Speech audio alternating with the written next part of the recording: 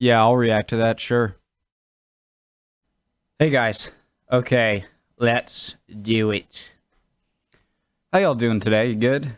Usually I feel like I've crossed that threshold of, you know, wanting to make sure I have a good intro and everything, and I'm at the point where I'm just like, you guys know the deal, right? You know the deal?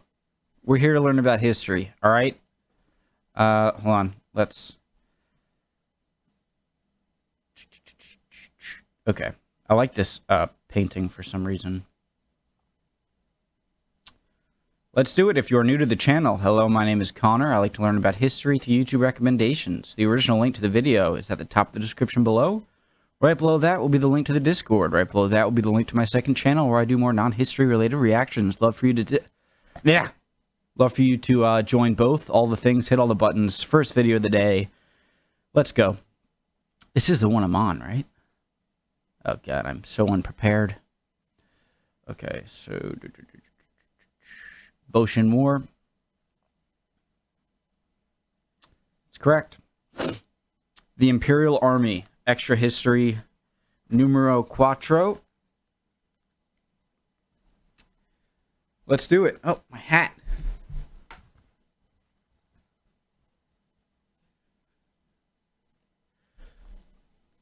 If you are not ready to learn, you're in the wrong class, my friend. Let's go. In Kyoto. Another in Kyoto, October 9th, 1869. Vice Minister of War Amura Masujiro runs down the stairs, pursued by men with swords. He bleeds from multiple wounds, including a deep one on his leg, and two of his friends lay dead upstairs. Omura is the man who won the Boshin War, and it was he who modernized the Choshu forces using Napoleonic tactics and peasant conscripts to topple the shogun.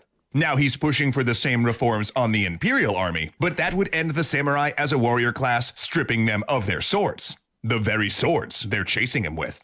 He gets out the back door, but can hear I want one so bad. His pursuers gaining on him. Desperate, he climbs into a bathtub, watching as his blood clouds the murky water. He puts his head underneath, and as he holds his breath for what feels like an eternity, his assassins storm past unknowingly and continue their search into the night.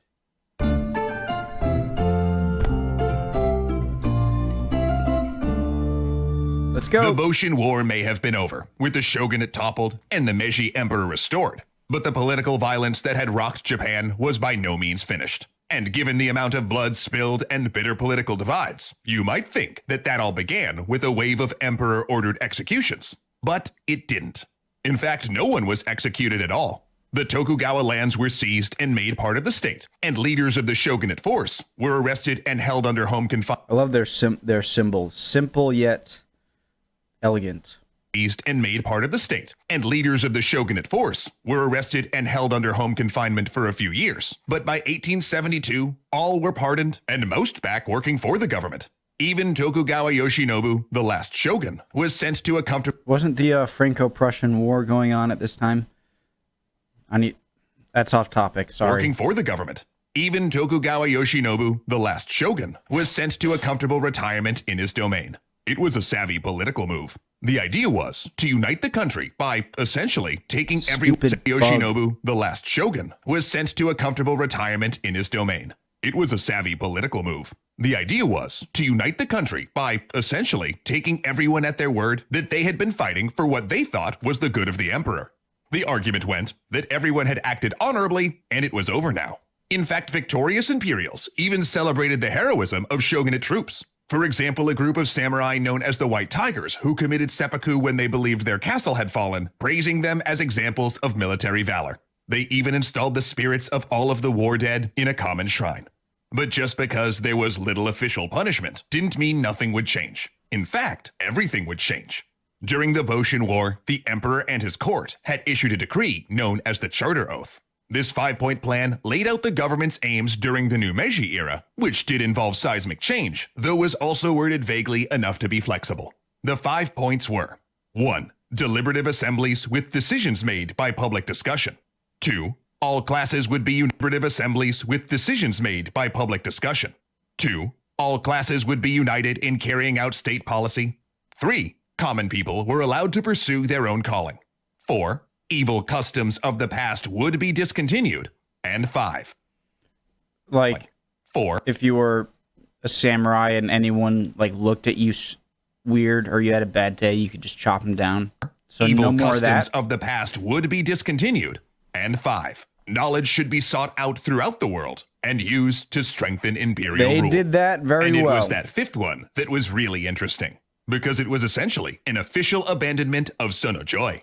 Even though the movement had brought the emperor to power, this new Japan would embrace Western technology along with the Western experts that must be brought in to get Japan up to speed. I see that as mental strength. I really do. As I think that nations tend to be very proud. It could almost be seen as changing your culture and accepting all of these new technologies and customs could be seen as not embarrassing. Just like you wouldn't want to do it out of pride, but it takes a lot of mental strength to notice something that's being done better, acknowledge it, and then use it to your own benefit and continue your tradition, and then eventually win against Russia. And just very impressive. It was also how the Imperials got the Western nations on their side during the Boshin War. No more xenophobic attacks on foreigners would be tolerated. That got in the way of the main project, strengthening the country through economic reform, infrastructure projects, industrialization, and of course, military enhancement. That old phrase, revere the emperor, expel the barbarians, was out, and in was a new rallying cry, enrich the country, strengthen the military. And as you can imagine, this was not all that well received among those who'd fought on the Imperial side during the Boshin War, because their main objective was to shut foreign powers out of Japan and let the country develop along its own lines. But what the emperor and his reformist advisors now favored was the exact... I was just smiling because it's a very funny frown. Its own lines. But what the emperor and his reformist advisors now favored was the exact same foreign policy as the shogunate, to gradually renegotiate the unequal treaties, using its modernization as an argument that it should be treated equally with the other colonial powers. And while that might have disturbed traditionalists like the Satsuma leader Saigo Takamori, the government believed it had no other option. And that was the clear message brought back by the Iwakura mission. I feel like, one of the books I didn't read. I read like the first 3 pages of it, and then I'll act like I read it. No, but just the opening of this book, Guns, Germs, and Steel, something like that. I have 2 copies of it. Oh, it's right there.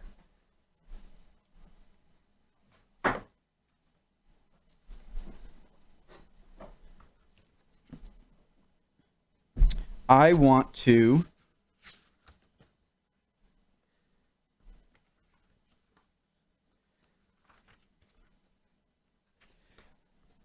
Okay, Yali's question.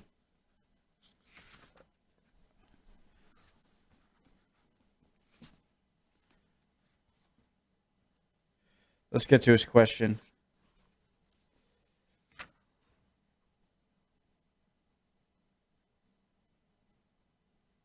Okay, here it is. Many of the white... this is Guns, Germs, and Steel. This is, I believe, the author talking to a Papua New Guinean who asked him, many of the white colonialists openly despise New Guineans as primitive.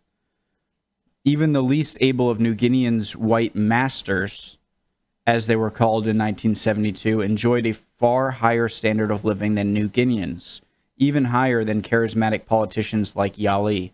Yet Yali had quizzed lots of whites as he was then quizzing me, and I had quizzed lots of New Guineans. He and I both knew perfectly well that New Guineans are on the average at least as smart as Europeans. All those things must have been on Yali's mind when, yet another penetrating glance of his flashing eyes, he asked me, right here, why is it that you white people developed so much cargo and brought it to New Guinea, but we black people had so little cargo of our own? And that was it was a simple question that went to the heart of life as Yali experienced it. The huge difference in lifestyle. Yet Yali's apparently simple question is a difficult one to answer. I didn't have an answer then. Professional historians still disagree about the solution. Most are no longer even asking the question. In the years since Yali and I had the conversation, I studied and written about other aspects of human evolution, history, and language. This book, written 25 years later, attempts to answer Yali. So it's about, like, why did European powers, there's nothing uniquely European about conquering land, but why is it that the European powers were the ones to develop the ships and the technology to go over and colonize and whatnot? Why weren't it the Papua New Guineans? Why weren't it Africans? Why weren't it Americans, the Chinese, Asians, Indian, Middle East? And it goes to my belief of the answer to the question is that Europe just seems to be the perfect geography to fuel that hunger. Like Europe just seems much like Japan.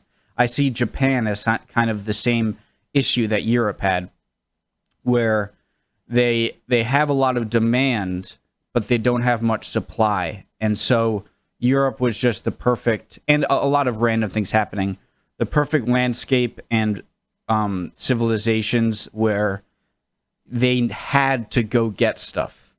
And so that grew a culture of shipbuilding and having to get more weapons and whatnot, whereas Asian, Africa, Middle East, they all seem to be able to get along without having to explore these giant trade routes and then set along that domino effect of creating this awesome technology that would go on to dominate the world. And I think that for the first time, maybe have another time, where a force was met, the Japanese were met with this technology, and it seems like they were the first to say, hey, look at what they've developed over the past few hundred years. Let's take it and use their own medicine against them. You know what I mean? Hope that wasn't too long of a diatribe there, but yeah, let's go.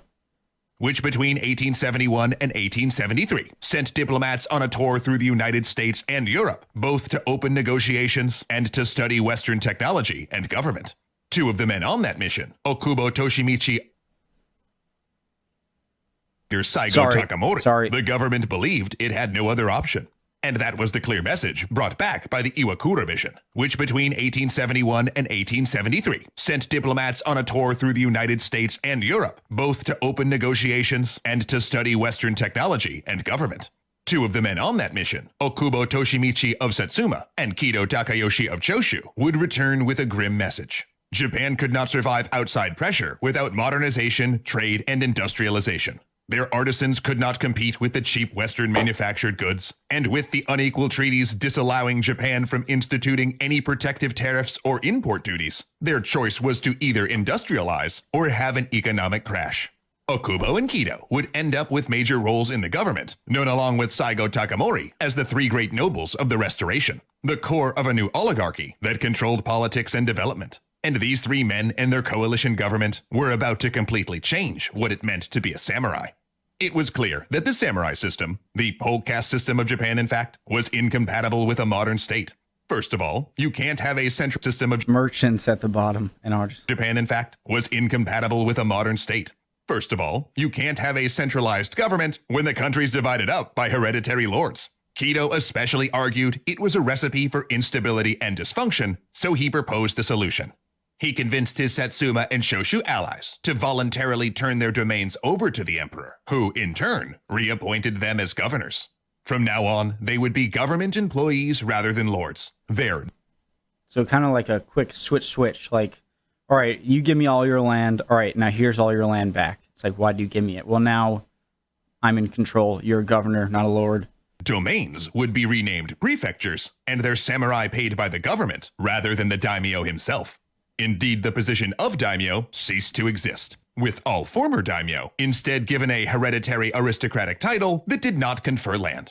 And samurai were similarly transitioned to a class without special privileges, many of them invited to join the bureaucracy or military. Then, 2 years later, the three nobles moved on the prefecture system again, this time offering a stipend, which would later have to be converted to government bonds due to financial problems in return for many of the holdout ex-daimyo to retire, so their former domains could be consolidated into 72 prefectures.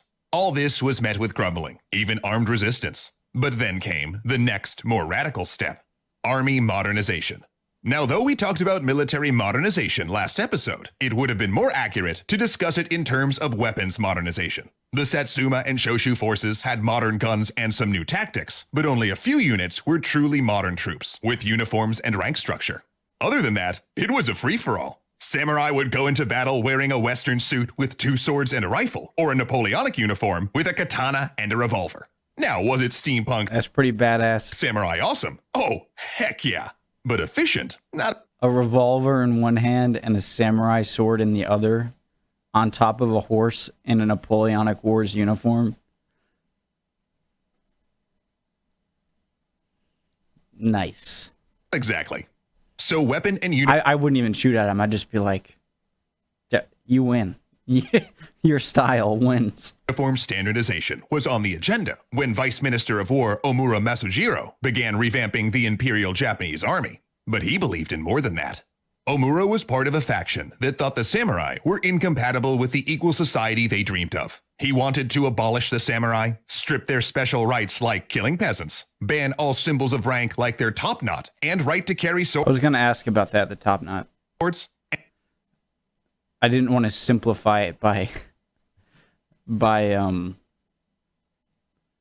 saying, oh, it's like, I just know it reminded me of Zuko and Iroh cutting off their ponytails, all right? And turned the army into a force of conscripted peasants. Not only would this take away the necessity of a warrior class, Were probably my 2 favorite characters, by the way. it would dissolve the private daimyo armies that could destabilize the country or stand up to the central government. And Omura was I didn't pay attention there. Not and right to carry swords, and turned the army into a force of conscripted peasants. Not only would this take away the necessity of a warrior class, it would dissolve the private daimyo armies that could destabilize the country or stand up to the central government, and Omura was killed for it. Because while he did survive the attack we described at the beginning of the episode, the dirty bathwater he hid in ended up fatally infecting the wound in his leg.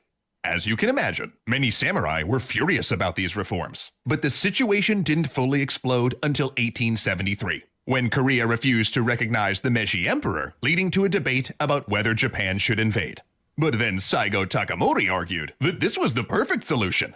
See, the samurai were feudal lords, right? And if that wasn't working in Japan, why not just let them do that in Korea? Huh? Just send them over All there? powerful countries have colonies after all. And the samurai, you see, could be the tip of the Japanese spear, huh? And to try to further his plan, the restless Saigo even offered to go to Korea as a diplomat and behave boorishly in order to provoke his own assassination, creating a pretext for the war. So it's not Japan's fault. Get it? It's all... No, I don't. Huh? And to try to further his plan, the restless Saigo even offered to go to Korea as a diplomat and behave boorishly in order to provoke his own assassination, creating a pretext for the war. So it's not Japan's fault. Get it? I get it. You're crazy. It's all coming together. The government said no. Sure, they did want to invade Korea, but they wanted to strengthen the state first. This was the final straw for Saigo. He went back to... You couldn't like drive a ship in there all like maybe drunkishly and have him burn the ship like the main. You had to. You're so. I love how it immediately goes to I'll have myself get assassinated. Satsuma and opened military academies for disaffected samurai, gradually cutting ties with the imperial government he helped create. This was the first step on the road to the Satsuma Rebellion and the last stand of the samurai. Tom Cruise is in it. Legendary patron remix. Awesome. Ahmed, Alicia. Okay. Nice, awesome. Sorry about that long diatribe I went on. Ooh, not the best lighting. Sorry about that. See you next time.